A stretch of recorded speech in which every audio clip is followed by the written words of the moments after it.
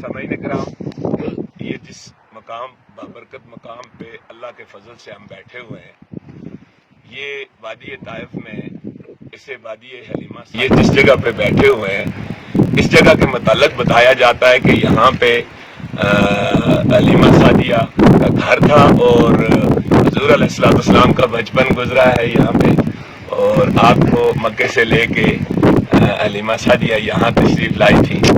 اور اس جگہ پہ بیٹھ کے مجھے کچھ اشعار، ایک دو اشعار یاد آ رہے ہیں، وہ میں آپ کی سماعتوں کی نظر کرتا ہوں۔ شاید میں لکھا، اے حلیمہ میں تیرے مقدراں تو صدقے،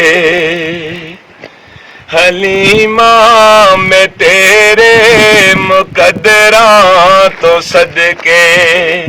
تو مدنی دا جھولا جھلیندی رہیو سے، او مکھڑا نورانی تو تکدی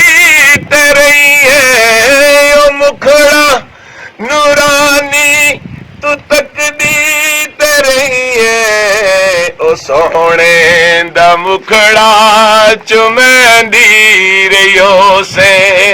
او سونے دا مکھڑا چمیندی رہیو سے، حلیمہ میں تیرے مقدراں تو صدقے، تو مدنی دا جھولا جھلیندی رہیو سے، حلیمہ میں تیرے مقدراں تو صدقے، تو مدنی دا جھولا جھلیندی رہیو سے، او مکھڑا نورانی تو تکدی تے رہی ہے، او مکھڑا